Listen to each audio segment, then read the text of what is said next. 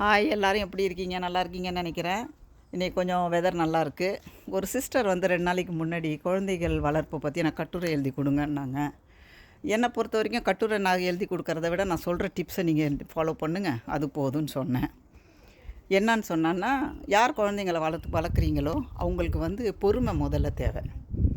பொறுமை தேவை, அன்பான ஒரு வார்த்தைகள் தேவை, அரவணைப்பு வேணும், சகிப்புத்தன்மை வேணும். குழந்தைங்க என்ன அட்டகாசம் பண்ணாலும் அதை ஏற்று அதை வந்து அமைதியாக அவங்கள கொண்டு போகிறதுக்கு அந்த பக்குவம் வேணும்.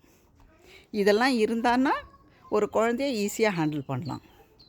இன்னொரு ஈஸியாக ஹேண்டில் பண்ணுறது என்ன, ஒவ்வொரு விஷயமும் ஒரு எவ்ரிடே நீங்கள் செய்கிற வேலைகள் வந்து குழந்தைங்களுக்கு வந்து சொல்லி கொடுக்கணும். ஒரு செருப்பு கழட்டுறோன்னா அந்த செருப்பை எங்கே வைக்கிறதுன்னு சொல்லிட்டு பிள்ளைங்களுக்கு நோட்டீஸ் பண்ணுங்கள். 2வது துணியை கழட்டினாங்கன்னா எங்கே வைக்கணுன்னு நோட்டீஸ் பண்ணுங்கள். சாப்பிட்றது எந்த இடத்துல உட்காந்து சாப்பிட்ணுன்றதை நோட்டீஸ் பண்ணுங்கள். சுற்றிக்கிட்டே வளைச்சிக்கிட்டே சாப்பிட்ற மாதிரிலாம் இருக்கக்கூடாது. புரியுதா? அன்பாக பேசுங்க. எப்பயுமே வந்து ஒரு சிரிச்ச முகத்தோடைய குழந்தைங்க முன்னாடி சந்தோஷமாக இருக்கிற மாதிரி இருங்க. ஆர்கியூமெண்ட் பண்ணாதீங்க குழந்தைங்க முன்னாடி. குழந்தைங்க முன்னாடி சத்தம் போடாதீங்க. குழந்தைங்க முன்னாடி பிரச்சனைகளை கொண்டு வராதீங்க. குழந்தைகளை வந்து கஷ்டத்தை சொல்லி வளர்க்கலாம், பட் பிரச்சனைகளை கொண்டு வரக்கூடாது முன்னே. சரியா? இந்த விஷயங்கள்லாம் நீங்கள் இருந்தாலே உங்களுக்கு போதும். குழந்தைங்களை வளர்க்குறது வெரி சிம்பிள், ஒன்றும் பிரச்சனை இல்லை. அமைதியாக அழகாக குழந்தைங்க வளரும். ஆனால் நீங்கள் சொல்லி கொடுக்கறத பொறுத்து இருக்குது. நாம் முதல்ல ஒரு ரோல் மாடலாக பிள்ளைங்களுக்கு இருக்கணும். குழந்தைங்கிட்ட எப்பயும் பேசும்போது அமைதியாக பேசுங்க.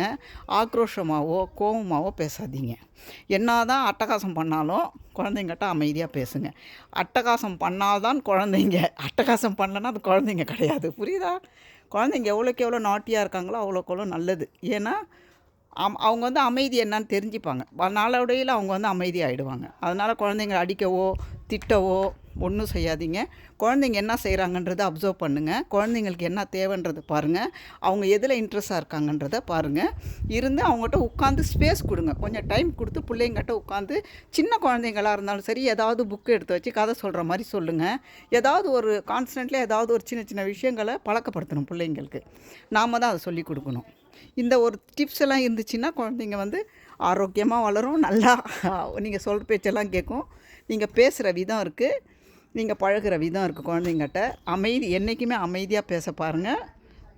சத்தமாக பேசுகிறதுக்கு முயற்சி பண்ணாதீங்க. சரியா? Okay, thank you so much.